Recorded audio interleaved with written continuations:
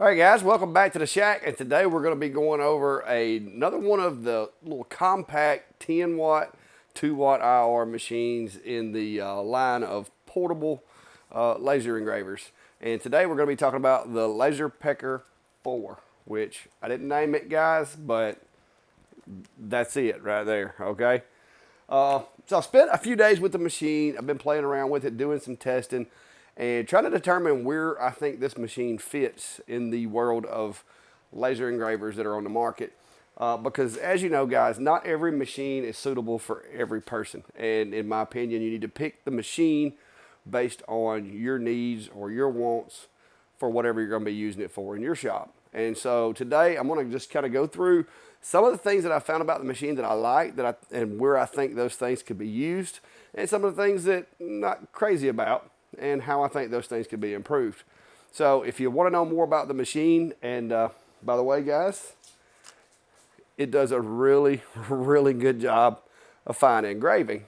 But we're going to go over what I found with that, and just kind of go through the nuts and bolts of it.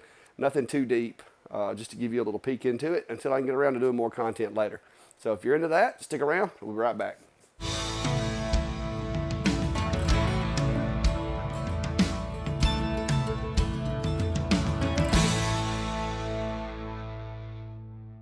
All right, guys, so one of the first things that you'll notice about the machine, and when Laserpecker reached out to me, I really didn't expect to get all of the extras with the machine. Those aren't things that I use a lot. The tumbler, the chuck, you know, I may wind up using it in a video. I haven't yet, but as far as chucks goes, seems pretty well constructed. All the usuals, nothing extraordinary, but pretty sturdy built. I do know that this one, because it's a little unique and it doesn't have a stepper that you can see anywhere, but you can rotate it, you know, 180 degrees plus a little extra. Not that you would need to, but I do plan on maybe using that in a future video. But today, this, as well as the little bed extension slider that they send with it, I haven't really played with those yet. Because that's not where I see me using the machine the most. So those are going to be for another day. We'll go through the peripherals some other day. But for right now, what I want to go through with you is, where do I think that this machine lands as far as a laser? And what folks do I think that this machine will be suitable for? Obviously, not for somebody wanting to do big things. If you're wanting to do big stuff, bigger than, you know, basically the sheet of paper, then it's probably not going to be a machine you're going to want to look at. However, if you're a maker that just wants to put a mark on things, such as cutting boards, or if you're just wanting to do some Christmas ornaments, if you have pre-cut, let's say you have a CNC and you've pre-cut some little wooden ornaments and you want to add an engrave to it, if you're doing business cards, anything metal to where the IR will come in handy, smaller items, I think that's obviously what you're going to have to be targeting with this. Now, it is portable to the point to where they've got a little handle on top of it. And if you take and you unscrew it from the base, you can use this thing literally. You can hold it like this, with the exception of a few cables. You can hold it like this and engrave the wall if you wanted. You can also, in certain situations with tumblers that are too big, you can turn those up and down and set this thing up sideways and engrave them that way. That would be a little dangerous. You would want to make sure, you know, to be safe about it. But you could do that. So all in all, for what the machine is intended, so far, guys, I've had really good luck with it. The one thing that has really surprised me is the resolution capabilities of the machine. It has in their software, and that's one thing I'll go ahead and tell you guys. I'm a big proponent of Lightburn, but I cannot run Lightburn with this machine. Just like with some of the other machines that sit around my shop from time to time. When you use Lightburn, they say it's Lightburn compatible, and yes, you can run this machine with Lightburn. I tested it. It works with Lightburn, but you lose a lot of the reasons that I would think people would want the machine. It's a little clunky. There's too many macros, too many things to remember. You're not going to want to run Lightburn with it. Even though they say it's compatible, if you're just diehard Lightburn and you get one, that, feel free. But me personally, as much as I love Lightburn, I'm going to run this with either their software or the app on my iPhone. Now, I will tell you this. The app for the iPhone is really cool with this thing. So if you were going to be in a small workspace and maybe you don't have a computer and you're going to be working from, say, an iPad, and you're just getting started out and you just want to use your iPad and a laser to create things, totally doable with this machine. I've got an iPhone 13 and I ran their app, and it is really responsive. It's really cool. They've got a huge library of, like pre-designed files that you can pick from Mother's Day to Christmas to all kinds of stuff. Christmas cards. I even tested it with a little bit of paper, and you can, if you're making tags, like if you're a maker and you make your own earrings and you want to do the little earring cards, you could do it with this machine. The coolest thing that I have found about it, and guys, I got stuck with this machine because I started playing around with images, because when you start seeing it's got 8K resolution, it's like, well, what is 8K resolution? But so while I was doing my testing, one of the mediums that I wanted to test was the anodized business cards, because those are kind of cool, and I thought maybe I could do something really creative with those things. And so the first day that we were testing it, Klein came over, and I used their app. And in their app, you can literally take a photo, send it to the machine, and engrave it. And that's what I did there. That turned out pretty good using the app on the phone. And it was literally my first attempt at doing an image with it. So after that, I just kept trying. And I got hung up on these things. This is a photo that was taken of me and my mom here in the shop. And as you can see, it's on an anodized business card. And it's a really clear photo. So this is kind of a unique medium, and if you had a small machine and people wanted keepsakes and stuff, this would be something that would be really cool. I will tell you, running on 4K, you have to turn the power settings way down, and it does take a lot longer than the 2K or 1K setting. As far as I've made it up so far is to the 4K, and this is some of the images that I've done. So with this machine, this is an old photo, and that tall fella in the back right there would be me a long time ago. This is an old black and white, orange and white photo from the early 80s, and that's what I come up with. It done a really, really good job.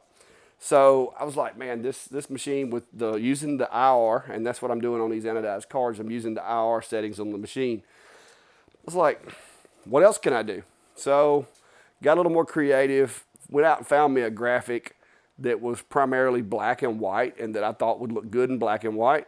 Found myself a little Venom poster, downloaded the graphic, and burned it to this card. Of course, my kids are also into some of the comic book characters, so that was a hit with the family as well. But even got as creative as, how fancy of a business card can I make?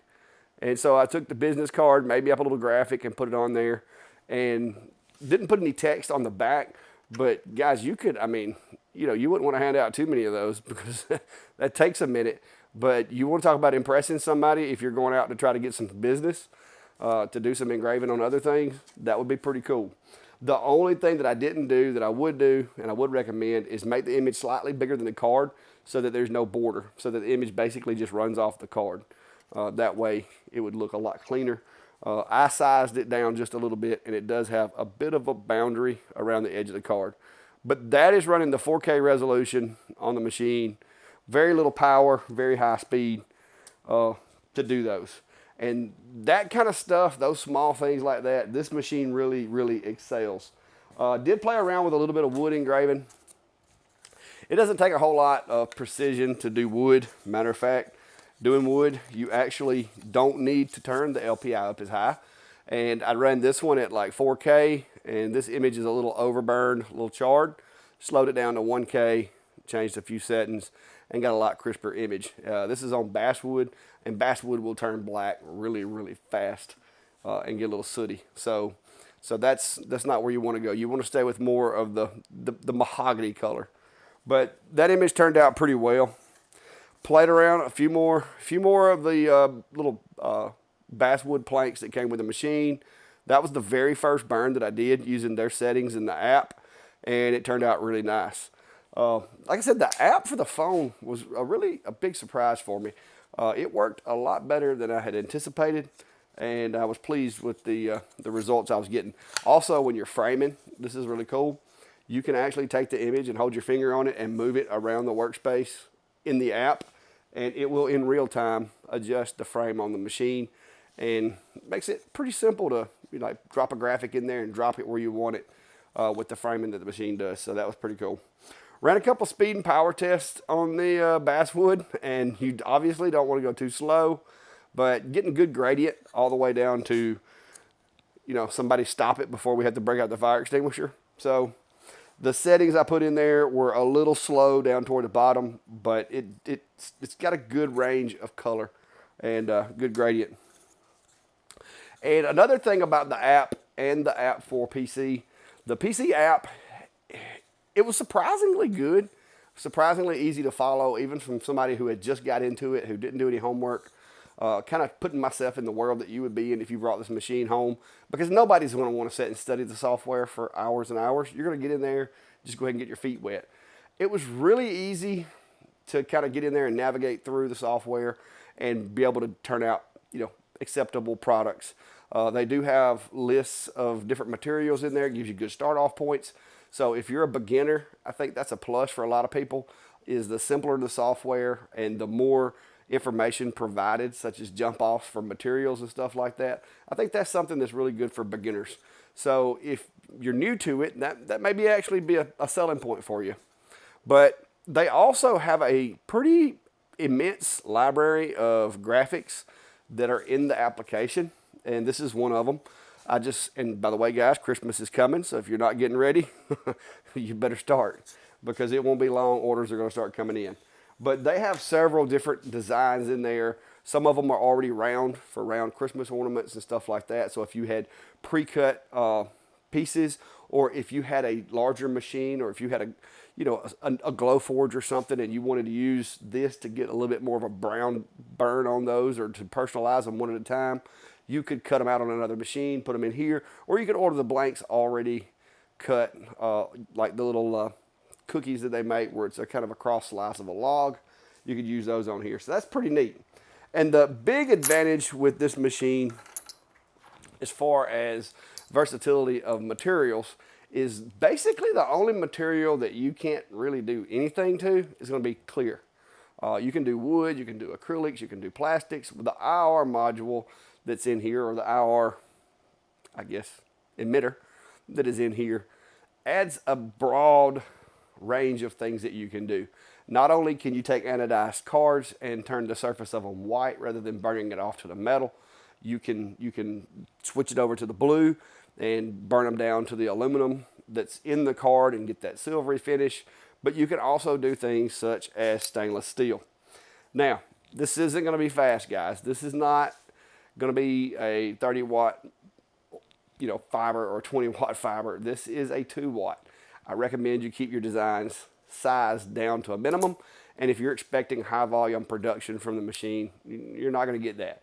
You can set it up right and minimize your setup time, and you can do stuff with it, but this machine is not going to be real high volume. But you can see here, this is an actual engrave on a bare stainless steel dog tag, and that is actually engraved in there ever so slightly. It needs cleaning a little bit because I literally just set it down. So let me grab a rag and wipe this off for you. All right, so let me clean that up. I forgot to do that when I laid it over here. Been doing a lot of testing today, so it's been very busy, very hectic. It's hot outside. The air conditioner's not working that well today. It's up to like 80 degrees in here. That's why I'm glistening ever so slightly. But there it is after I clean it. So if you're wanting to mark pocket knives, little knife blades or whatever, this machine will do it. It's not going to be a speed demon when it comes to actually marking stainless steel, but it can be done. Also did this little guy here. Went this one a little hotter, but not as many passes, and kind of got the brassy engrave on the stainless, and I think that turned out pretty nice. The The other thing that you can do, and I do this a lot of times because it's easier than using marking spray or trying to come up with some way of marking stainless steel, is if you buy these black coated stainless steel dog tags that I buy, you can create basically a negative image of your engrave, and you clean the dog tag, but you leave the black coating where you want your design. See, this dog tag was originally black. Basically, I set the design up as a square to take all the coating off of here, but leave the part of the coating where I wanted it to be black. That's a lot cheaper and a lot faster than trying to use marking spray, because the speeds that you run on this are substantially faster than the speeds you're going to need to either mark the stainless or use marking spray. So, little tip for you. But on the same note, you can also engrave the black away and expose the silver. And all of this was done with the IR module, so that's a lot faster than trying to use the blue diode. And you can also, with the IR, I find it easier to get a shiny finish on it than with the blue sometimes, because the blue, there's a very thin margin between not getting all the black off and actually marking the material. With the IR, it seems to be a little more forgiving, so that's why I've been running that. But here's another one of those black dog tags that I did the negative engrave and removed all of the coating except for my Clack Shack logo. And you can even go back on here after you do that and engrave that stainless and put a name or put whatever on this as well. So if you wanted to do, you know, a design but then customize them at the event, you can still do that. Now, it's not going to be black. It's going to be more the brass or the gray, but you can do that. So, as with any 2-watt IR, don't expect it to be a full-blown fiber. It just does afford you the opportunity to engrave metals and with really, really fine detail, but not a lot of power. So that's why for stuff such as these cards, you can get awesome, awesome detail, but it doesn't take a lot of power to do these. You can actually run these relatively fast. Now, when you start getting up into 4K resolution, that's going to slow it way down because the lines per inch is going to be so much higher, but you get awesome results with that. So, all together, guys, I'm going to kind of just walk you around the machine here, show you what all I've got, how I've got it set up. The biggest flaw that I have found, and the biggest thing that I guess, maybe it's not a flaw. It may not be a flaw for some of you guys, but the most hang-ups I've had with the machine today is because I'm not a fan of the cone that they use for protection. I understand they have to have protection on it, but I would have much preferred, they make for like $160, they make a little enclosure box for this thing. I would have really liked to have had that as opposed to the cone, because I found myself having a hard time framing, having a hard time making sure it was focused and stuff through the cone. And so what I did was I disabled the cone sensor so that I could take that off, and I just made sure to wear the glasses. Although that works, and that, I've done that with other machines for years, I have come to prefer having it in an enclosure with some type of barrier in case I forget to put the glasses on.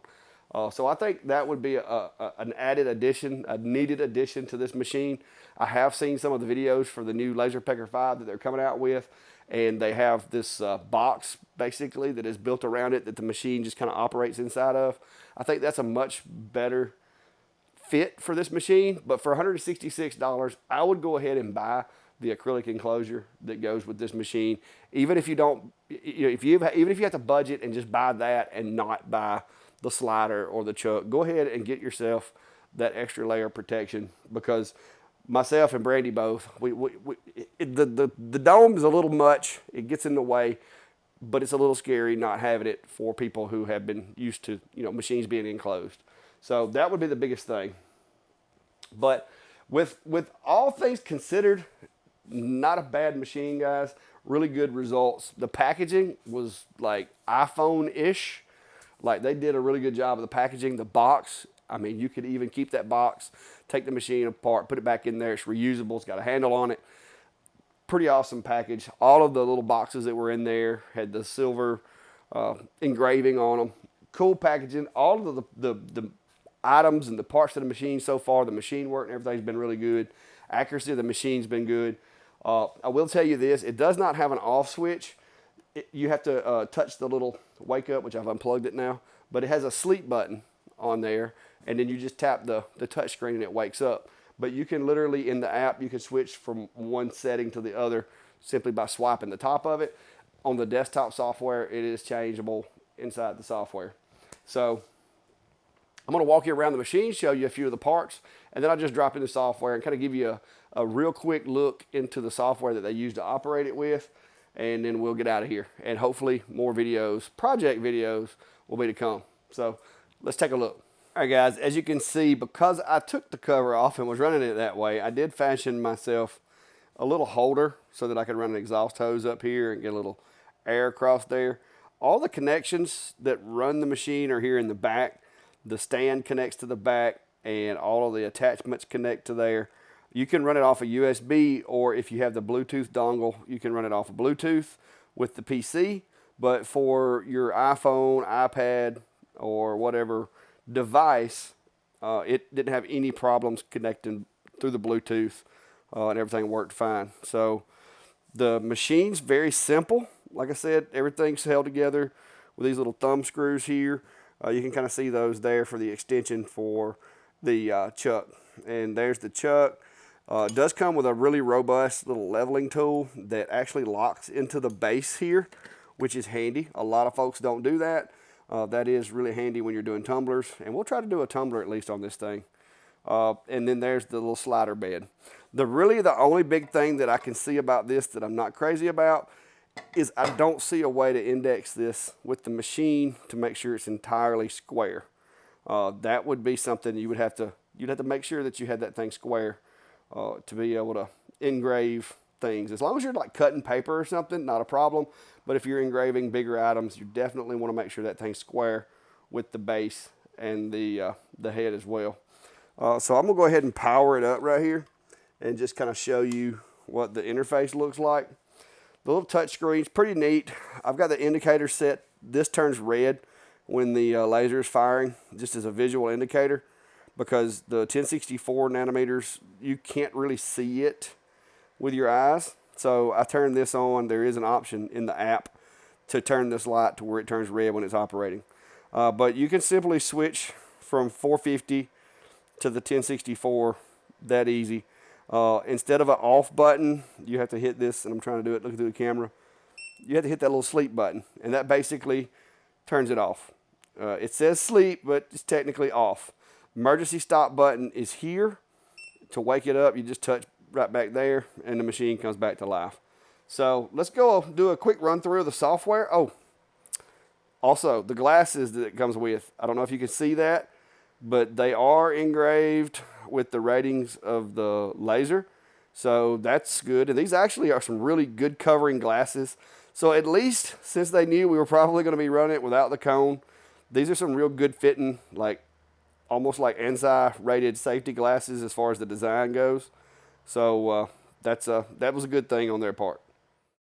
All right, guys, firing up the software. This software, Laserpecker, is calling their design space software. And you can do some, designing in here, not too complicated. So I'm going to open up the business card that I did. And as you can see, I did it in a negative image. And I'm going to need to connect to the machine. So I'm going to hit connect device. You have two different methods of connection, USB or Bluetooth. In order to use Bluetooth, you do have to have the dongle that they sell for the machine to be able to do that. I don't know if that's an add-on or if that's shipping standard with them, but you may want to check if you plan on using Bluetooth to connect to it. It does not, from what I can tell, use Wi-Fi, only Bluetooth. And it has its, for some reason, for your PC, it has to have that USB dongle. For portable handheld devices, phones, tablets, that type of thing, it seems to work fine with the Bluetooth on those. So, and the app basically looks really similar on a Apple device. So it's not that complicated. But as you can see in here, you've got your standard material testing array buttons. You've got an offset here. This switch, this took me a little while to find this. All of your photo stuff is going to show up here, but you can go in here and change the contrast. You can invert the image, whatever you need to do for images in here, and it's all pretty self-explanatory if you've ever done anything with lasers. If not, it'll actually gives you a little preview of what it's going to look like when you change it. I mean, you've got your standard, when you select a graphic, it'll tell you flip, align. The buttons will all gray out up here until you click something, whether it be a text or whatever. We'll put some test text in here. So when you click on text, these buttons are now going to become the text tools. You're still going to have the align, flip. Some of your basic design tools are still going to be up here, size, rotation, all that. But for the most part, depending on what the image is that you bring into the work area, your tools are always going to populate right here. One thing I will give this software, if you're new to laser engraving and you don't want to spend a lot of time gathering up images or coming up with designs, you just want something kind of ready-made, drag and drop, they've kind of got you set up in here. There are little engravings for a lot of the major events, major holidays, whether it be Easter, Thanksgiving, Christmas, like there's a lot. So they also have an online store that you can access, which is pretty cool. And I did find too, and nobody tell May May about this, but they actually down here past all this stuff, once you get into the Christmas, there's these Christmas card designs, which we may try that later. And you also, it comes preloaded with some circular Christmas designs and stuff already made for Christmas ornaments. So, if, like I said, if you're new and you don't want to spend a lot of time getting graphics or whatever, and you just want a handful of them to start with to get you started, then there's a lot in here. They also have a basically this little project button up here, which is like a community page where people can upload things to it and share it amongst the community, which is pretty cool. So, like I said, with someone who is new to lasering, who does not want to be designing graphics or hunting for them, you got a pretty good little load of starter stuff here. I may actually use some of those. I'm not gonna sit here and fib to you. Some of these designs are pretty cool. Some of these Halloween designs and stuff may find their way onto something here shortly. They've even got Black Friday stuff. I don't really get that one unless you're in the retail business and maybe you're making Black Friday sale tags. I don't know why that's in there, but anyway, it's there.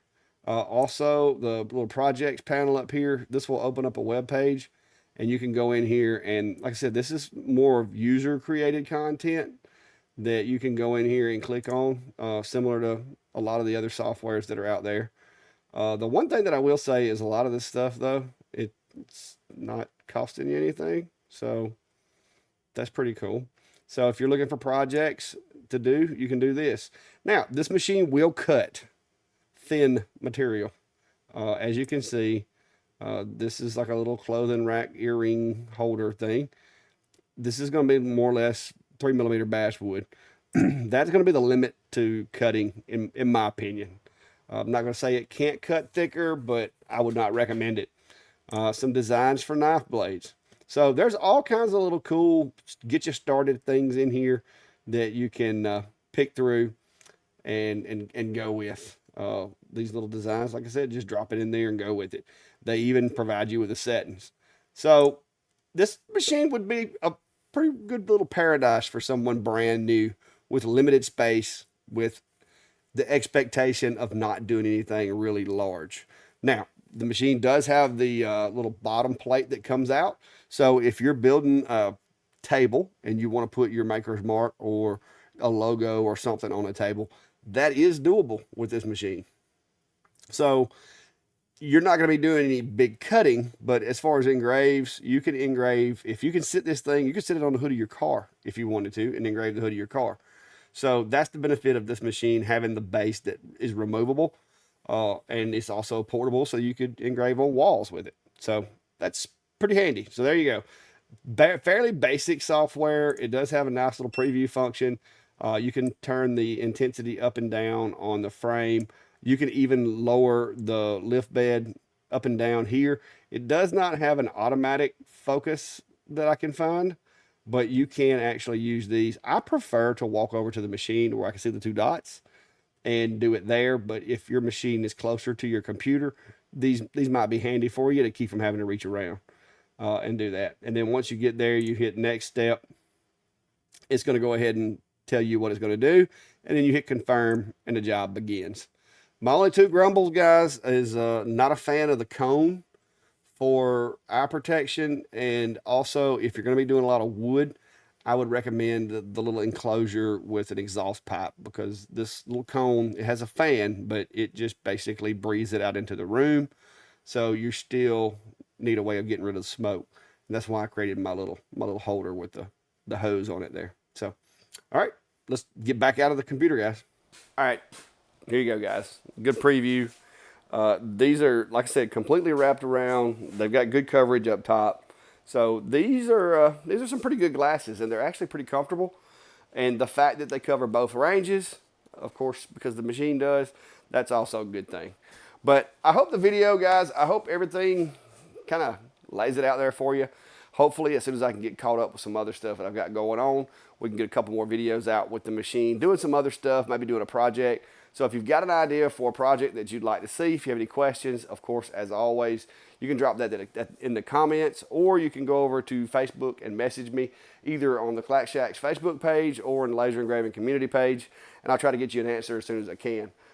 Still playing with the machine. I did make myself a little bit of an adapter so that I could use my jigs that I made for the F1 with this machine, and that's made my life a little easier, because I can just drop those guys in there and use those. And I know there's a lot of people, well, you could put 4, you could put 6 of these.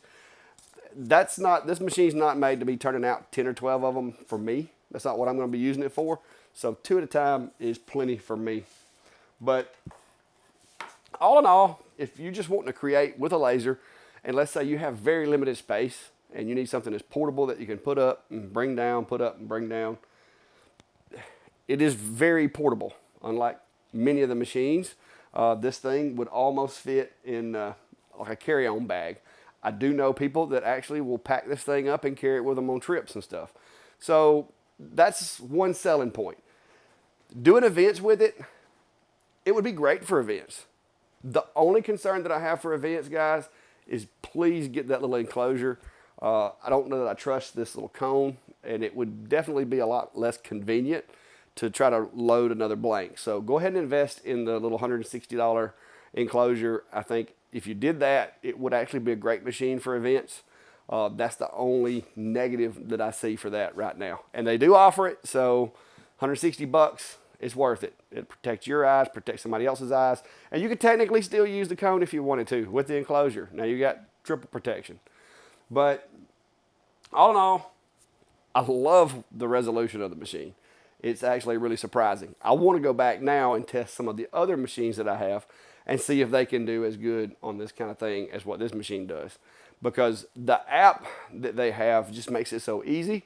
More videos to come, hopefully, in the next week or two. In the meantime, if you want to check the machine out, I'll drop links down below. Those are affiliate links. And like I said, Laserpecker, not paying me to do the video, but they did send me the machine. But if you're interested in picking one up, check those links out, and they'll know that I sent you. And until next time, guys, be safe and have a good day.